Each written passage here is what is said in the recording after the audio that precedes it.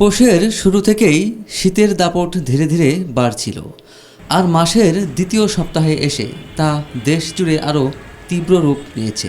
ভোর থেকে ঘন কুয়াশায় ঢেকে থাকছে চারপাশ। সূর্যের দেখা মিললেও তা থাকছে অল্প সময়ের জন্য। হিমালয় থেকে বয়ে আসা শীতল বাতাস কনকনে ঠান্ডা আরও বাড়িয়ে দিচ্ছে, যার প্রভাব পড়ছে স্বাভাবিক জনজীবনে। আবহাওয়া অধিদপ্তর জানিয়েছে, আগামী সোমবার ও মঙ্গলবার সারা দেশে দিন ও রাতের তাপমাত্রা সামান্য কমতে পারে এবং চলতি সপ্তাহের শেষ দিকে মৃদু শৈত্যপ্রবাহের সম্ভাবনা রয়েছে। জানুয়ারির প্রথম সপ্তাহে শৈত্যপ্রবাহের বিস্তার আরও বাড়তে পারে বলেও আশঙ্কা করা হচ্ছে। শুক্রবার মধ্যরাত থেকে শনিবার সকাল পর্যন্ত দেশের বিভিন্ন এলাকায় মাঝারি থেকে ঘন কুয়াশা দেখা গেছে, কোথাও কোথাও যা দুপুর পর্যন্ত স্থায়ী ছিল।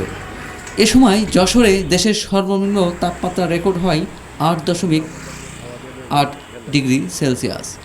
ঢাকায় ছিল 13.5 ডিগ্রি। রাজশাহী, রংপুর সহ উত্তরাঞ্চলে হিমেল হাওয়া ও কুয়াশায় জনজীবন বিপর্যস্ত হয়ে পড়েছে। শ্রমজীবী মানুষের কাজ কমে গেছে এবং ঠান্ডাজনিত রোগের প্রকোপ বাড়ছে। ঘন কুয়াশার কারণে বিভিন্ন নৌপথে সাময়িকভাবে নৌ চলাচল বন্ধ রাখতে হয়েছে। দৌলতদিয়া পাটুরিয়া রুটে ফেরি চলাচলও কয়েক ঘন্টা ব্যাহত হয়। আবহাওয়া অফিস সতর্ক করে জানিয়েছে, কুয়াশার কারণে সড়ক, নৌ ও আকাশপথে যোগাযোগে বিঘ্ন ঘটতে পারে এবং শীতের এই পরিস্থিতি আরও কিছুদিন অব্যাহত থাকতে পারে।